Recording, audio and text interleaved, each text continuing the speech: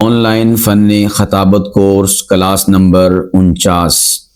میرے پیارو، آج کی اس نشست میں ہم خطیب کی ایک اہم ترین صفت سے متعلقہ گفتگو کریں گے کہ جو خطابت کے لیے نہایت ہی ضروری اور اہمیت کی حامل ہے، اور وہ کیا ہے کہ خطیب کی سیرت اور کردار بہتر اور خوبصورت ہونا چاہیے، اس لیے کہ خطابت کی جو عمارت ہے وہ خطیب کی سیرت پر تعمیر ہوتی ہے۔ یہ جملہ، یہ قول زرعی انتہائی زیادہ اہم اور امپورٹنٹ ہے۔ اس کو دوبارہ سے دہرائی دیتا ہوں کہ خطابت کی عمارت وہ خطیب کی سیرت پر تعمیر ہوتی ہے، یعنی خطابت کے لیے جو بیس اور بنیاد، جس کو ہم اپنی زبان میں نی کہتے ہیں، جو ہماری عمارت ہوتی ہے گھروں کی، مکان کی، اس کے نیچے نییں ہوتی ہیں، نییں، بنیادیں، اور ان بنیادوں پر پوری کی پوری عمارت کھڑی ہوتی ہے۔ اسی طور پر خطیب کی سیرت، خطیب کا کردار، خطیب کا کریکٹر، یہ بنیاد اور نیوں کی حیثیت رکھتا ہے، اور جو خطابت ہے وہ اسی بنیاد اور انہی نیوں پر تعمیر ہوتی ہے اور کھڑی ہوتی ہے۔ اس سے آپ اندازہ لگا سکتے ہیں خطیب کی جو سیرت اور کردار اور کریکٹر ہے یہ کتنا اہم اور ضروری ہے۔ سیرت اور کردار سے مراد کیا ہے، میں اس کو واضح کرنا چاہوں گا۔ خطیب کی سیرت اور کردار سے مراد یہ ہے کہ خطیب کے معاملات زندگی وہ اچھے ہونے چاہیے، وہ بہتر ہونے چاہیے، یعنی ان میں کسی قسم کا سقم، کسی قسم کی ویکنس، کسی قسم کی کمزوری، کسی قسم کی گراوٹ نہیں ہونی چاہیے، کسی قسم کا اس میں جھول نہیں ہونا چاہیے۔ دیکھیں، ہم جو مختلف لوگوں سے میل ملاقات کرتے ہیں یا معاملات کرتے ہیں، اس میں اگر ہم وعدے کی پاسداری نہ کریں، جو عہد و پیما ہوا ہے اس کا خیال نہ کریں، اس کو نہ نبھائیں، تو گویا آپ کی سیرت اور کردار میں جھول پایا جاتا ہے، اس میں ویکنس اور کمزوری اور گراوٹ پائی جاتی ہے۔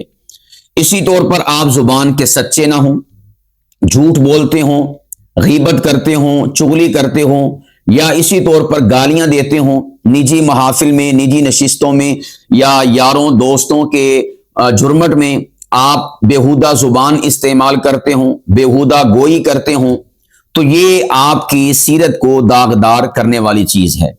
بہت سارے خطباء جو اونچے لیول کے ہیں، بڑے لیول کے ہیں، ان کے بارے میں خود سنا بھی ہے اور کئی جگہوں پر مشاہدہ بھی کیا ہے، اور کئی بتانے والے بتاتے ہیں، آپ احباب نے بھی اس کا مشاہدہ کیا ہوگا کہ کئی خطباء ایسے ہیں کہ وہ اپنی نجی محافل میں یاروں، دوستوں، بیلیوں، سنگیوں، متروں، ان کے درمیان بیہودہ گوئی کرتے ہیں، فحش گوئی کرتے ہیں، فحش لطیفے سناتے ہیں، اور گالم گلوچ پر مبنی گفتگو ان کی ہوتی ہے۔ یہ آپ نے بھی مشاہدہ کیا ہوگا۔ تو میرے پیارو، یہ خطیب کی سیرت کو داغدار کرنے والی چیز ہے، یہ خطیب کی سیرت میں ویکنس اور کمزوری پیدا کرنے والی چیز ہے۔ آپ کی سیرت اور آپ کا کردار اجلا ہونا چاہیے، اس میں کسی قسم کا دھبا نہیں ہونا چاہیے، اس میں کسی قسم کا داغ نہیں ہونا چاہیے۔ یہ اتنی اہمیت کی حامل شے ہے کہ رسول پاک صلی اللہ علیہ وسلم نے جب سب سے پہلے اپنی دعوت حق کو لانچ کیا تھا اور لوگوں کو اس سے آگاہ کیا تھا اور لوگوں کو اس سے باخبر کیا تھا، تو آپ صلی اللہ علیہ وسلم نے اپنی دعوت حق، دعوت توحید اور دعوت دین اور دعوت اسلام کی بنیاد اپنی پاکیزہ سیرت پر رکھی تھی۔ قرآن کریم میں اللہ سبحانہ و تعالی نے اس کا ذکر پارہ نمبر 11 سورہ یونس میں فرمایا ہے۔ فرمایا لبثت فیکم عمرا من قبل، کہ آج سے پہلے میں اپنی عمر کا ایک حصہ آپ میں گزار چکا ہوں، یعنی میں نے اپنی زندگی، اپنی لائف آپ میں گزاری ہے۔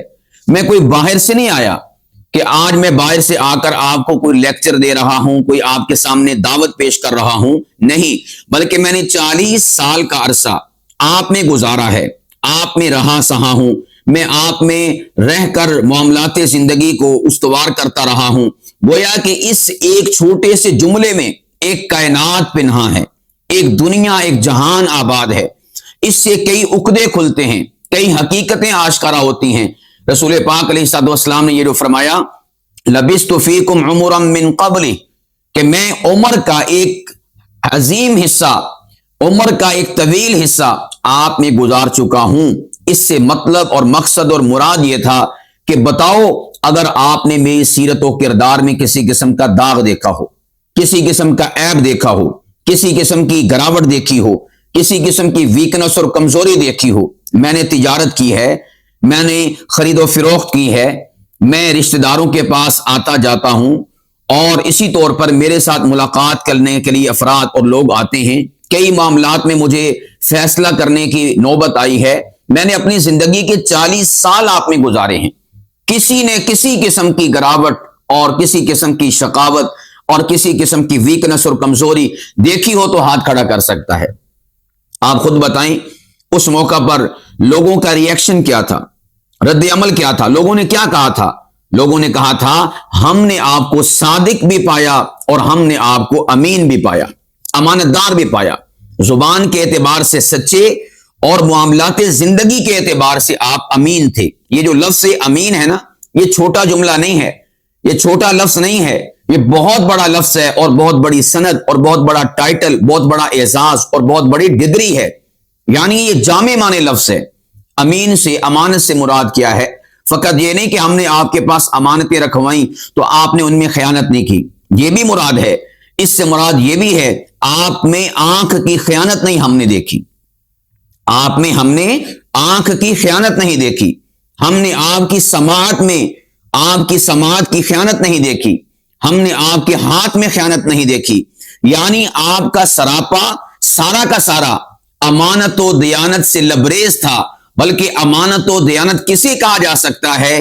وہ صورت مصطفیٰ کو کہا جا سکتا ہے۔ اگر مجسم شکل میں کسی نے امانت و دیانت کو ملاحظہ کرنا ہو اور امانت و دیانت کو دیکھنا ہو تو وہ جسم مصطفیٰ کو دیکھ سکتا ہے، وہ وجود مصطفیٰ کو دیکھ سکتا ہے، وہ ذات مصطفیٰ کو دیکھ سکتا ہے۔ میرے پیارو، یہ عمل اور کردار ہونا چاہیے ایک خطیب کا۔ یہاں پر بہت سارے ایسے احباب ہوں گے جو یہ کہیں گے جی وہ تو اللہ کے نبی کی ذات تھی۔ بھئی یہی تو شے ہے کہ ہم عمل سے کنی کتراتے ہیں، جان چھڑاتے ہیں، بھاگتے ہیں، فرار اختیار کرتے ہیں، یہ کہہ کر کے جی وہ تو بڑے اونچے لوگ تھے۔ اللہ کریم نے قرآن کریم میں یہ جو فرمایا لَقَدْ كَانَ لَكُمْ فِي رَسُولِ اللَّهِ أُسْوَةٌ حَسَنَةٌ، کہ رسول پاک کی ذات تمہارے لیے اسوہ حسنہ ہے، بہترین نمونہ ہے، کاپی کرنے کے حوالے سے، فالو کرنے کے حوالے سے اور ان کی زندگی کو اختیار کرنے کے حوالے سے۔ اگر یہ ہمارے بس کی بات نہ ہوتی کہ وہ اونچوں کا کام تھا، ہم ایسا نہیں کر سکتے، تو اللہ پاک کی ذات یہ کبھی بھی نہ فرماتا۔ یہ ناممکن نہیں، امپوسیبل نہیں، بلکہ ممکن ہے، پوسیبل ہے۔ اگر میں اور آپ رسول پاک علیہ الصلوۃ والسلام کے اعمال حسنہ، آپ علیہ الصلوۃ والسلام کی طبیعت طاہرہ اور آپ علیہ الصلوۃ والسلام کی عادات جمیلہ کو اختیار کرنا چاہیں، اختیار کر سکتے ہیں، یہ کوئی ناممکن شے نہیں ہے۔ اور آج کئی مسلمان ایسے ہیں، جب بھی ان کے سامنے یہ بات بیان کی جائے رسول پاک علیہ الصلوۃ والسلام ایسے کرتے تھے، صحابہ کرام نے یہ عمل کیا، آج ہم کیا کر رہے ہیں، تو آگے سے یہی جواب آتا ہے کہ جی وہ تو بڑی اونچی ہستیاں تھیں، بھئی وہ تو بڑے اعلیٰ انسان تھے، ہم تو گئے گزرے ہیں، ہم یہ ہیں، ہم وہ ہیں۔ بھئی باقی سارے دنیا کے کاموں کے لیے ہمیں یہ چیزیں یاد نہیں آتی، جب سیرت و کردار کی بات آئے تو ہمیں یہ چیزیں یاد آنا شروع ہو جاتی ہیں۔ کبھی کھاتے ہوئے تو نہیں کہا کہ جی ہم کیوں کھائیں جی، ہم بھوکے پیاسے رہ لیں، یہ تو جی جو اونچے لینڈ لارڈ لوگ ہوتے ہیں کھانا پینا تو ان کا کام ہے، اس بار تو نہیں ہم نے کہا۔ یا اسی طور پر عالی شان اور فضول خرچی پر مبنی شادیاں یا اپنی اوقات سے بڑھ کر شادی کے موقع پر کسی کام کو کرنا، اس موقع پر تو نہیں کہا کہ بھئی یہ والے کام جو ہے یہ بڑے لوگوں کے کام ہیں جن کے پاس بڑا پیسہ بڑا دن دولت ہے، ہمارے پاس کیا ہے، اس موقع پر تو نہیں کہا۔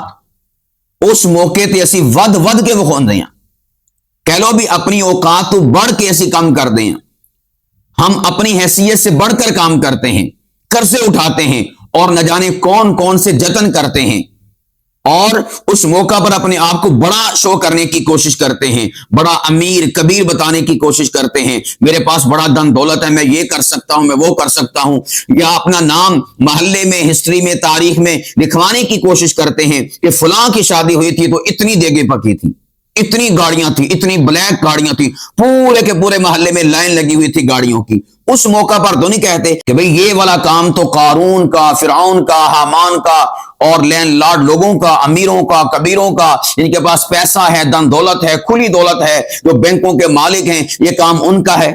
اس موقع پر تو نہیں ہم کہتے۔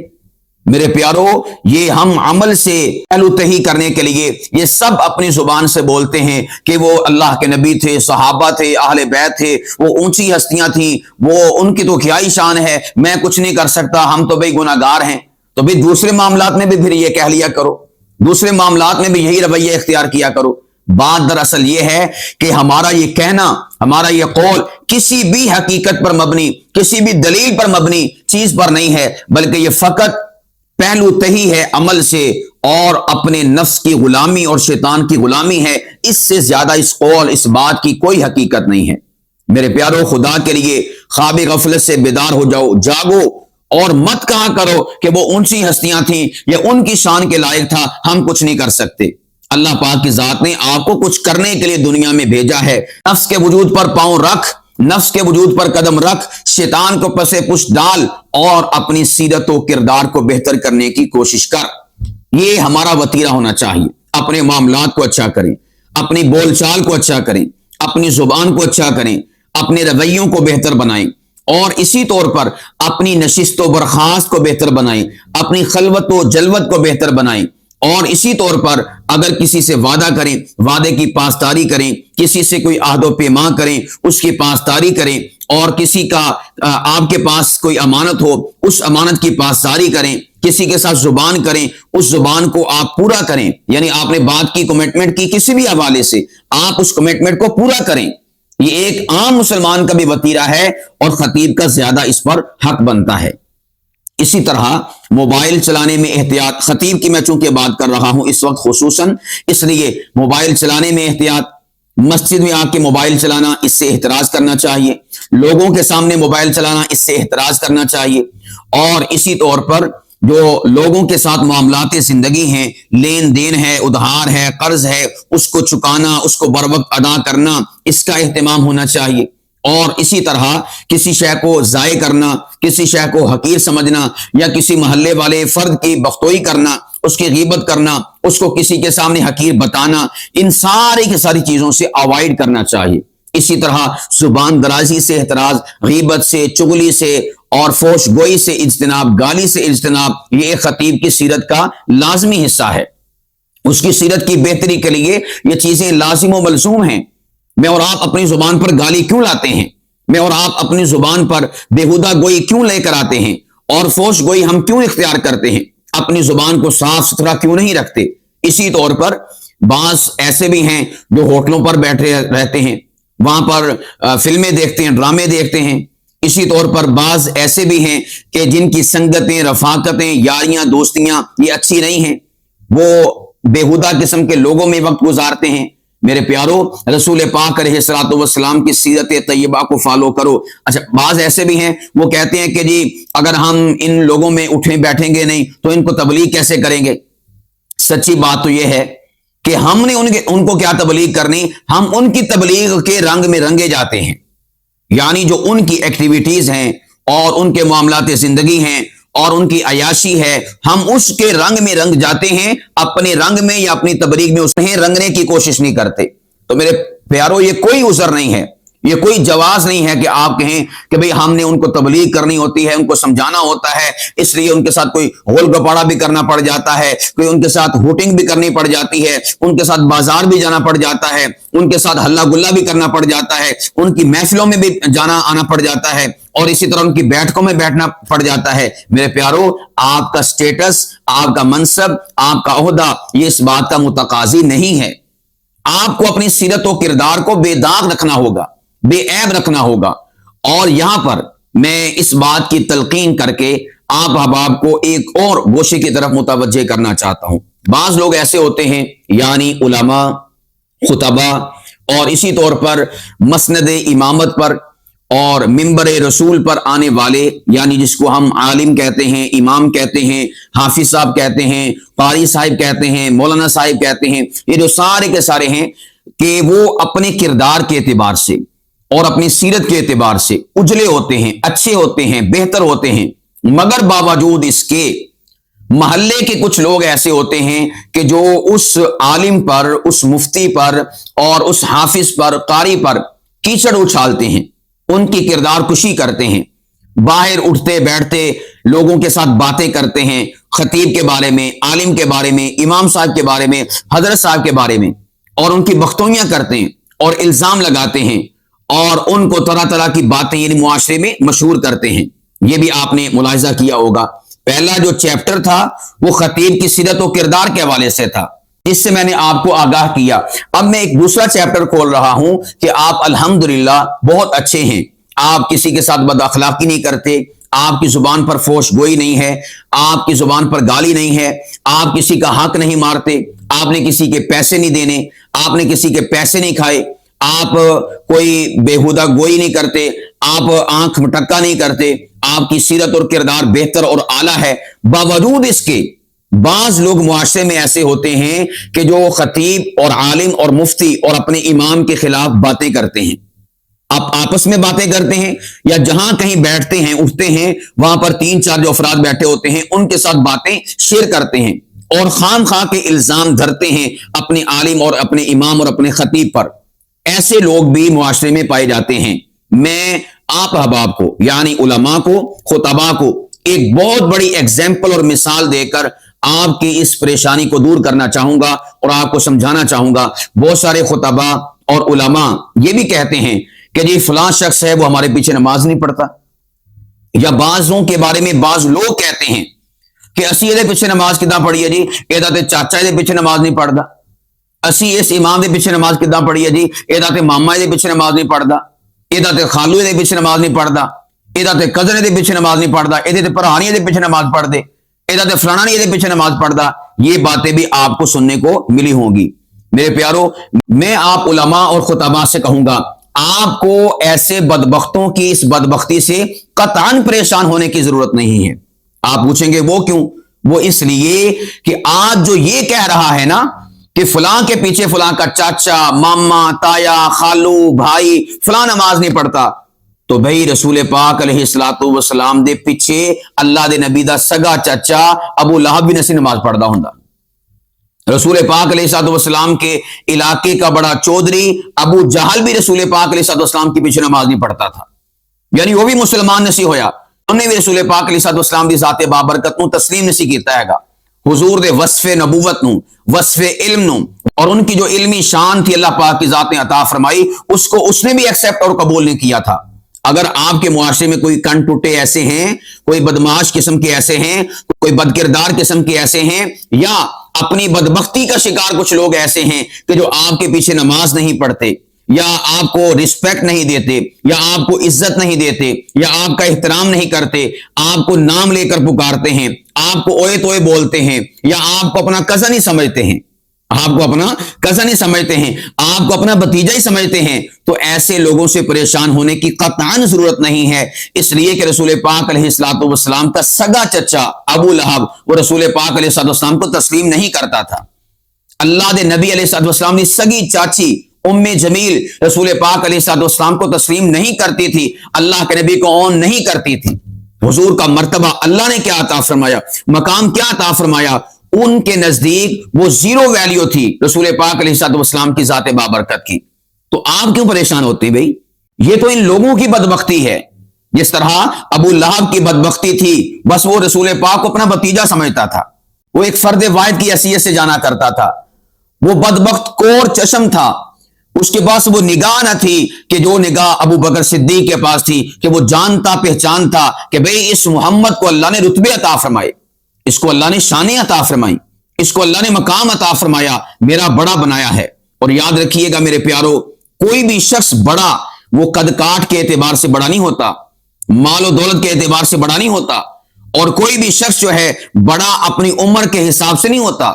یا اپنے رشتے کی وجہ سے نہیں بڑا ہوتا کہ میں چاچا ہوں، میں تایا ہوں، میں بڑا بھائی ہوں، میں فلاں ہوں، میں فلاں ہوں. یہ بڑائی والی چیزیں نہیں ہیں. قرآن پاک کو سٹڈی کریں. قرآن پاک میں اللہ پاک کی ذات نے دو چیزوں کو بڑائی کی چیز بتایا ہے.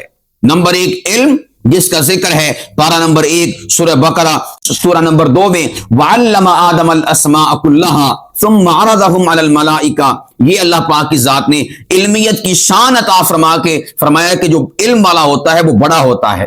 اور نمبر 2 اللہ پاک فرماتے ہیں پارہ نمبر 26 سورۃ الحجرات رکوع نمبر 2 میں ان اکرمکم عند اللہ اتقاکم. اللہ کے نزدیک جو معیار ہے بڑائی کا وہ تقوی اور پرہیزگاری کا ہے. بس یہ دو معیارات ہیں کسی کو بڑا سمجھنے کے، بڑا کہلوانے کے. اس کے علاوہ کوئی تیسرا معیار اللہ نے عطا نہیں فرمایا. آپ دیکھیں احادیث مبارکہ میں آتا ہے جب شہیدوں کو قبروں میں لٹایا جا رہا تھا رسول پاک علیہ الصلوۃ والسلام نے کیا فرمایا تھا؟ فرمایا کہ قبر یعنی اجتماعی بن رہی تھی، ایک ہی قبر میں کئی شہداء کو دفنانا تھا. اللہ کے نبی نے فرمایا جس کے سینے میں جتنا قرآن پاک موجود ہے، یعنی جتنا زیادہ قرآن پاک موجود ہے، جتنا قرآن پاک کا علم جس کے پاس ہے، فرمایا کہ اس کو اول رکھو، اس کو مقدم رکھو، باقیوں کو اس سے مؤخر رکھو، باقیوں کو اس سے مؤخر رکھو. یہ شے کیا بتاتی ہے؟ اللہ کی نگاہ میں، رسول پاک کی نگاہ میں جو بڑائی کا مقام ہے نا، اونچائی کا مقام ہے، وہ ہے علم والا ہونا. وہ ہے کس کا ہونا؟ حامل قرآن ہونا، عالم قرآن ہونا. یہ ہے معیار اللہ اور اس کے رسول علیہ الصلوۃ والسلام کی نگاہ میں. اور آج لوگوں نے معیار کیا بنایا ہوا ہے کہ جس کے پاس کاٹن کے کپڑے ہیں لوگ اسے سیلوٹ کرتے ہیں، اسے سلام کرتے ہیں. جس کے پاس پالش والا جوتا ہے لوگ اسے سلام کرتے ہیں.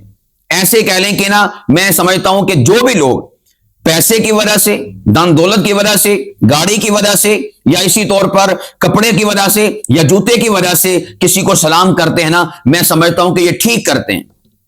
آپ کہیں گے وہ کیسے؟ وہ ایسے کہ جو جس اوقات کا مالک ہوتا ہے نا، جس کی ذہنی سطح جو ہوتی ہے وہ اس کے مطابق ہی چلتا ہے. چونکہ ان کی ذہنی سطح بس یہی تک ہے، کپڑے تک، جوتی تک، مکان تک، دولت تک، اس سے آگے ان کی کوئی سطح نہیں ہے. اس بنا پر وہ ویسوں کو سلام کرتے ہیں جو ان کی ذہنی سطح کے مطابق ہے. یہ نیچا معیار رکھنے والے ہیں، یہ گری ہوئی سوچ رکھنے والے لوگ ہیں جو کپڑے کو دیکھ کر سلام کرتے ہیں، جوتے کو دیکھ کر سلام کرتے ہیں، پیسے کو دیکھ کر سلام کرتے ہیں، عہدے کو دیکھ کر سلام کرتے ہیں کہ یہ فلاں آفیسر ہے، فلاں محکمے میں کام کرتا ہے، اس کے پاس فلاں جاب ہے. جو ان چیزوں کو معیار بنا کر سلام کرتے ہیں نا، یہ گری ہوئی سوچ کے مالک لوگ ہوتے ہیں. ان کو ان کی گری ہوئی سوچ مبارک. اور اللہ پاک کی طرف سے بڑا کون ہے؟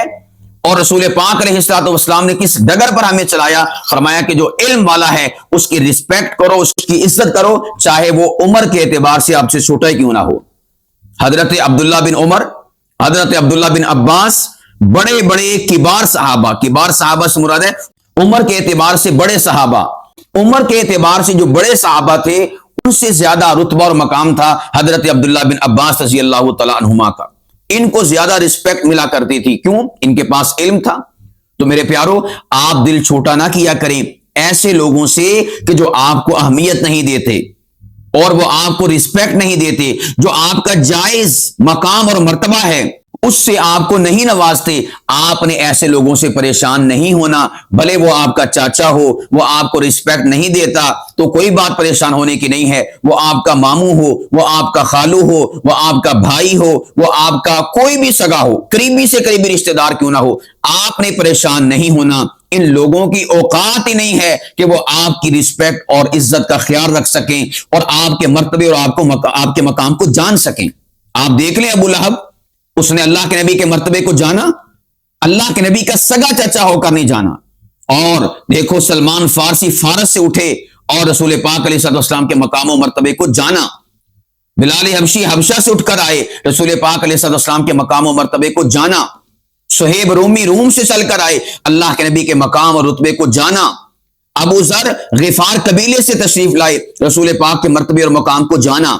کہتے ہیں نا کہ ایک مثال ہے چراغ تلے اندھیرا، چراغ تلے اندھیرا. یہ مثالیں اور محاورے ایسے نہیں ہوتے، اس کے پیچھے حقیقتیں ہوتی ہیں. یہ حقیقت ہے کہ چراغ تلے اندھیرا ہوگا۔ اگر آپ کسی علاقے کے رہنے والے ہیں، وہیں کے باسی، وہیں کے باشندے، وہیں پر آپ پیدا ہوئے، وہیں پر آپ کا بچپنا گزرا، وہیں پر آپ بڑے ہوئے، اور وہیں پر آپ بڑے ہو کر پڑھ لکھ کر ایک امام، ایک خطیب اور ایک عالم بنے اور مدرس بنے، وہیں پر آپ دینی کام سر انجام دے رہے ہیں، یاد رکھیے گا آپ کی محلے والے، آپ کے آس پاس والے، آپ کے رشتہ دار آپ کو عزت نہیں دیں گے۔ کوئی ایک آدھ ہوگا عزت دینے والا خوش قسمت کہ جس کو اللہ پاک کی ذات نے اس کا بخت اونچا کیا ہوگا، اس کا نصیب اچھا کیا ہوگا، وہ آپ کا رشتہ دار یا آپ کا محلے والا یا آپ کا ہم جولی یا آپ کا کلاس فیلو آپ کو عزت و احترام دے گا، ورنہ اکثر و بیشتر یہ دیکھا ہے چراغ تلے اندھیرا، رشتہ دار آپ کا ہوگا مگر آپ کی عزت نہیں کرے گا۔ کیوں؟ وہ کہے گا میں اپنے کزن دی عزت کیوں کراں، میں ادھر السلام کیوں لواں، میں اسے عالم کیوں جانوں، میں اسے امام کیوں تسلیم کروں، میں اس کے بیان میں کیوں بیٹھوں، میں اس کے پیچھے نماز کیوں پڑھوں۔ وہ آگے سے یہ باتیں کرے گا کہ میں کزن ہو کے، یعنی میرا کزن آ، بلکہ کئی لوگ ایسے ہیں جو کہتے ہیں کہ اسی ادھر نال گولی پلاں کھیل دے رہے تے ہن اسی دا بیان سنیے، ساڈے نال اے وانجو کھیلدا ہوندا سیگا تے ہن اسی دا بیان سنیے، ایدیاں گلاں سنیے، ایدیاں گلاں دے اوتے عمل کریے۔ اوے اللہ دے بندیو، قسمت دے ماریو، یہ نہیں تسی ویکھ دے کہ اللہ نے انہوں عزت تے عظمت عطا فرمائی، اللہ نے دیتی ہے، اللہ کی تقسیم پر تم چی بچی کیوں ہو۔ میں نے آپ کو بار بار مثال دے رہا ہوں رسول پاک علیہ الصلوۃ والسلام کی ذات بابرکت کی۔ اللہ دے نبی نو مکے چوں کڈیا کہ نہیں کڈیا، انہوں نے مجبور کر دیتا رسول پاک علیہ الصلوۃ والسلام کو ہجرت پر۔ اللہ کے نبی کو اپنا آبائی وطن چھوڑنا پڑا، علاقے والوں نے تسلیم نہیں کیا، محلے والوں نے تسلیم نہیں کیا، رشتہ داروں نے رسول پاک علیہ الصلوۃ والسلام کو تسلیم نہیں کیا، وہ عزت اور وہ وقار اور وہ مرتبہ جو نبی پاک کا بنتا تھا وہ نہیں دیا۔ اس لیے میں اپنے معزز خطباء سے، علماء سے، اماموں سے، حافظوں سے، قاریوں سے کہتا ہوں، اگر آپ کو آپ کا محلہ عزت نہیں دیتا، نو ٹینشن، نو پرابلم، ان کو اللہ پاک کی ذات نے ابو لہب اور ابو جہل کی فہرست میں رکھا ہوا ہے۔ اور اگر آپ کو آپ کے رشتہ دار عزت نہیں دیتے، علم کی وجہ سے، دین کی وجہ سے، نو ٹینشن، نو پرابلم، ان کا مقدر ماڑا ہے، ان کی قسمت ماڑی ہے، ان کی بدبختی ہے کہ وہ آپ کو اپنا رشتہ دار سمجھتے ہیں، عالم تصور نہیں کرتے، وہ آپ کو اپنا بھتیجا سمجھتے ہیں، آپ کو امام تصور نہیں کرتے، وہ آپ کو اپنا کزن سمجھتے ہیں، آپ کو مفتی نہیں سمجھتے، آپ کو علم والا نہیں سمجھتے، آپ کو دینی پرسنالٹی نہیں سمجھتے۔ یہ ان کا ماڑا پن ہے، یہ ان کی بدبختی ہے، یہ ان کی بدقسمتی ہے کہ ان کے مقدر میں ہدایت نہیں، اور ان کی قسمت میں یہ چیز نہیں ہے کہ وہ آپ کو جو اللہ کی عطا کردہ عزت ہے وہ آپ کو دے سکیں۔ آپ نے پریشان نہیں ہونا، آپ نے دل چھوٹا نہیں کرنا، ہمیشہ تاجدار کائنات محمد مصطفیٰ صلی اللہ علیہ وسلم کی ذات بابرکت کو آپ نے سامنے رکھنا ہے کہ یار لوگوں نے ان کے ساتھ کیا کیا، پرایوں نے رسول پاک علیہ السلام کو عزت عطا فرمائی، مدینے کے رہنے والے۔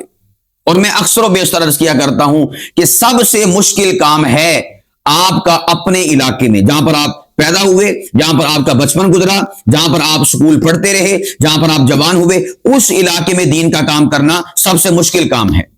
علاقہ دوسرا ہو، وہاں پر آپ چلے جائیں، آپ کے لیے آسان، لوگ پلکیں بچھائیں گے، لیکن اپنے علاقے کے فرد کو، بندے کو اور اپنے علاقے کے امام کو لوگ اہمیت نہیں دیں گے، یہ طے شدہ بات ہے۔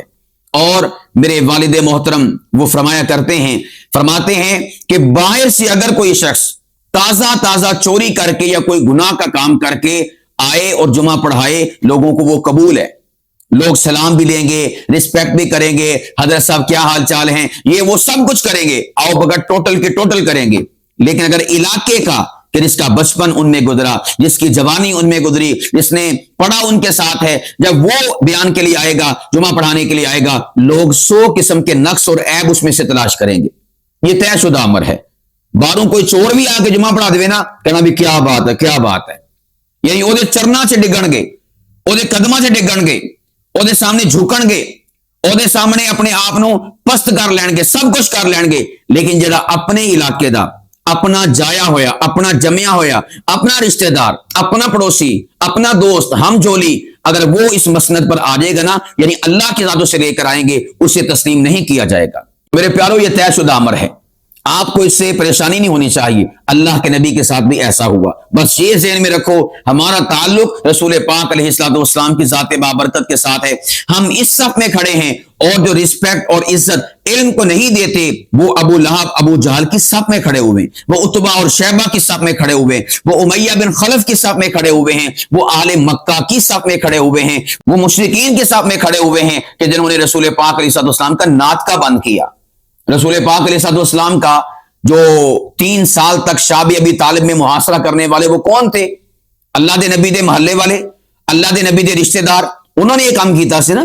اللہ دے نبی علیہ الصلوۃ والسلام دے راما وچ کنڈے وچھون والا کون سیگا؟ ام جمیل, نبی پاک علیہ الصلوۃ والسلام دی سگی چاچی. رسول پاک علیہ الصلوۃ والسلام کو پاگل, مجنوں اور دیوانہ نعوذ باللہ من ذالک کہنے والا کون تھا؟ ابو لہب, رسول پاک علیہ الصلوۃ والسلام کا سگا چچا. اللہ دے نبی علیہ الصلوۃ والسلام دیاں گلاں سنن تو لوکاں نوں منع کرن واسطے او دا بیان نہ سنیو, او دی گل نہ سنیو, او جادو کر دیندا. اے کون سیگا؟ اس علاقے دا چودھری ابو جہل. اے سیگا لوکاں نوں منع کردا, جہاں جا کے دسدا, لوکاں دے کناں چ گلاں پوندا, اے دی گل نہ سنیو, اے دا بیان نہ سنیو, اے انج کر دیندا, اے اونج کر دیندا. یعنی اس کی بختوئیاں کرنا. آپ کے بھی علاقوں میں ایسے لوگ ہوں گے, آپ کے اپنے ہوں گے, آپ کے اپنے تعلق والے ہوں گے, لیکن آپ کی بختوئیاں کرتے ہیں, لوگوں کے کان بھرتے ہیں, لوگوں کے سامنے آپ کے خلاف باتیں کرتے ہیں اور آپ کو عیبدار کرنے کی کوشش کرتے ہیں. آپ کی اجلا اور پاکیزہ سیرت و کردار کو داغ دبا لگانے کی کوشش کرتے ہیں. نو ٹینشن, یہ ابو جہل والا کام کر رہا ہے. لوگ آپ کے راستوں میں کانٹے بچھائیں گے, رکاوٹیں کھڑی کریں گے, آپ کی راہوں کو مسدود کریں گے. نو ٹینشن, نو پرابلم. اس کا تعلق ام جمیل اور ابو لہب کے ساتھ ہے.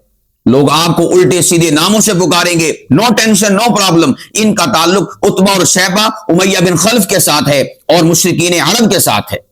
میرے پیارو, آپ اپنے آپ کو بالکل فری کریں, ذہنی طور پر فری, جسمانی طور پر free. No tension, no problem. اگر آپ الحمدللہ سیرت و کردار کے اچھے ہیں کہ آپ 2 نمبری نہیں کرتے, آپ دھوکہ نہیں کسی کو دیتے, آپ گالم گلوچ نہیں کرتے, آپ جو ہے کسی قسم کی اخلاقی گراوٹ کا شکار نہیں ہیں, آپ نے کسی کا حق نہیں مارا, آپ نے کسی کا پیسہ نہیں دبایا, آپ پوری ایمانداری کے ساتھ دین کا دنیا کا کام کر رہے ہیں اور محلے میں معاشرے میں رہ رہے ہیں, پھر بھی لوگ آپ کی بختوئیاں کرتے ہیں, پھر بھی لوگ آپ کے راستے میں رکاوٹیں پیدا کرتے ہیں, پھر بھی لوگ آپ کی راہیں مسدود کرتے ہیں اور آپ کو طرح طرح کی چیزوں کا اور رکاوٹوں کا اور تانوں کا اور باتوں کا سامنا کرنا پڑتا ہے, تو میرے پیارو پریشان کبھی نہ ہونا. بس سمجھنا کہ میرا تعلق اس موقع پر رسول پاک علیہ الصلوۃ والسلام کی ذات کے ساتھ ہے, اور جو جتنے بھی لوگ ہیں, میرے اپنے ہوں یا بیگانے, رشتہ دار ہوں یا میرے محلے دار, یہ سارے کے سارے جو میرے راستے میں رکاوٹیں پیدا کر رہے ہیں, ان کا تعلق ابو جہل, عتبہ, شیبہ, امیہ بن خلف, ابو لہب اور ام جمیل اور مشرکین عرب کے ساتھ ہے. ان کا کردار ان کے ساتھ جا کر اٹیچ ہوتا ہے, ان کی عادات کا تعلق ان کے ساتھ ہے, ان کی عادات کا ڈپو اور ان کی عادات کا سرچشمہ وہ ابو لہب, عتبہ اور شیبہ ہیں, اور میری عادات اور سیرت کا سرچشمہ رسول پاک علیہ الصلوۃ والسلام کی ذات بابرکت ہے. اس لیے میرے پیارو ان دونوں باتوں کو آپ نے ملحوظ خاطر رکھنا ہے اور اچھی طرح سے غور و فکر کرنا ہے. میں نے آج کی نشست میں آپ کے سامنے 2 پہلوؤں پر گفتگو کی ہے. نمبر 1 پہلو کہ آپ اپنی سیرت اور کردار کو, عادات اور رویوں کو اور معاملات کو اچھا کریں, اور نمبر 2 پہ کہا کہ آپ اچھے ہیں الحمدللہ, باوجود اس کے لوگ ساری کی ساری آپ کے راستے میں رکاوٹیں کھڑی کرتے ہیں اور آپ کو تنگ کرتے ہیں, آپ کی بہتان تراشی کرتے ہیں, آپ پر الزام تراشی کرتے ہیں, آپ کے راستے میں رکاوٹیں پیدا کرتے ہیں اور آپ سے لوگوں کو کاٹتے ہیں اور ان کو متنفر کرتے ہیں. تو میں نے کہا آپ نے پریشان نہیں ہونا, رسول پاک علیہ الصلوۃ والسلام کی ذات بابرکت کے ساتھ دیکھنا ہے, اور پھر سارے کے سارے انبیاء علیہ الصلوۃ والسلام کی ہسٹری اور زندگی کو آپ نے سامنے رکھنا ہے کہ ان کے ساتھ بھی لوگ ایسا ہی کیا کرتے تھے. یہ ریت اور رواج ہمیشہ سے تھا اور ہمیشہ چلتا رہے گا. باطل ہمیشہ سے تھا اور حق ہمیشہ سے ہے. باطل نے اپنا کام کرنا ہے, حق نے اپنا کام کرنا ہے. یہ لوگ رکاوٹیں پیدا کرنے والے یہ اپنا کام کرتے چلے جائیں, ہم انشاءاللہ اپنا کام کرتے چلے جائیں گے, یعنی دین کا کام, رسول پاک علیہ الصلوۃ والسلام کی شریعت کی آبیاری کا کام, دین اسلام کی ترویج و اشاعت کا کام. ہم انشاءاللہ دین اسلام کے چراغ جلاتے چلے جائیں گے. لوگ پھونکے مار مار کے بجھاتے ہیں تو بجھانا ان کا کام ہے, ہمارا کام ہے چراغ جلانا. انشاءاللہ ہمارے حوصلے پست نہیں ہونے چاہیے. ہم الحمدللہ پوری جوامردی کے ساتھ, پوری جانفشانی کے ساتھ اللہ پاک کے فضل و کرم سے دین کا کام کریں گے. گے، ڈٹ کے کریں گے، جم کے کریں گے، جتنی بھی رکاوٹیں آئیں انشاءاللہ ہم ساری کی ساری رکاوٹوں کا مقابلہ کریں گے اور ساری کی ساری رکاوٹوں کے سامنے سد سکندری بن کر کھڑے ہوں گے اور کسی کو خاطر میں نہیں لائیں گے۔ وہ اپنا کام کرتے رہیں، ہم اپنا کام کرتے رہیں گے، انشاءاللہ حشر کو ہوگا معلوم کہ جیتا کون ہے، ہارا کون۔ انشاءاللہ جیت ہمارا مقدر ہوگی، اس لیے کہ ہم رسول پاک علیہ الصلوۃ والسلام کے راستے پر اور ٹریک پر چل رہے ہیں، اور وہ ابو جہل، عتبہ، شیبہ، ابو لہب، ام جمیل اور مشرکین عرب کے راستے پر چل رہے ہیں۔ اس میں دونوں کے لیے اصلاح کا پیغام ہے، خطباء کے لیے بھی اور عامت الناس کے لیے بھی، کہ اللہ کے لیے اس بات پر غور و فکر کرو، اپنی ضد ہٹ درمی کو، اپنے خوب سے باطن کو اپنے اندر سے دور کرنے کی کوشش کرو۔ جو غلاظت اور کثافت آپ میں کوٹ کوٹ کے بھری ہے اس کو اپنے اندر سے نکالو۔ اگر اللہ پاک کی ذات نے آپ کے کسی رشتہ دار کو، آپ کے کسی کزن کو، آپ کے بھتیجے کو، بھانجے کو، آپ کے کسی تعلق والے کو، آپ کے بھائی کو، آپ کے کسی ساتھی کو، آپ کے کسی کلاس فیلو کو، آپ کے کسی محلے والے کو یہ شان اور عظمت عطا فرمائی ہے، اپنے قرآن کا، اپنے نبی علیہ الصلوۃ والسلام کے فرمان کا علم عطا فرمایا ہے، اس کی رسپیکٹ کرو، اس کی عزت کرو، اس کی تکریم کرو۔ یاد رکھیے گا، کریں گے عزت و تکریم ایسے شخص کی آپ کا بھلا ہوگا، نہیں کریں گے تو یاد رکھیے گا اس کا جانا کچھ نہیں اور آپ کا رہنا کچھ نہیں، اس کا نقصان کوئی نہیں ہونا اور آپ کا فائدہ کوئی نہیں ہونا، بلکہ آپ کو اللہ پاک کی ذات دنیا آخرت کی محرومیوں سے دوچار کر دے گا، اور قیامت والے دن آپ اللہ پاک کی بارگاہ میں مجرم بنا کر پیش کیے جائیں گے کہ تو نے میرے دین کے عالم کے راستے میں رکاوٹیں کیوں کھڑی کی۔ اس لیے اپنی اصلاح کریں، غور و فکر کریں، اپنے آپ کو سدھارنے کی کوشش کریں، ضد ہٹ درمی اور شیطنت اور شرارت اور شقاوت اور ان ساری کی ساری خباثتوں کو اپنے اندر سے دور کر دیں، اپنے اندر سے صاف کر دیں۔ دین کے اور دین والوں کے، علم کے اور علماء کے، مفتیان کے، آئمہ کے، حفاظ کے، قرہ کے، مساجد کے آئمہ کے رسپیکٹ کرنے والے، عزت کرنے والے بنے۔ انشاءاللہ آپ کا دنیا میں بھی بھلا ہوگا، آخرت میں بھی بھلا ہوگا۔ اب جس کے جی میں آئے وہی پائے روشنی، میں نے تو دیا جلا کر سر عام رکھ دیا ہے۔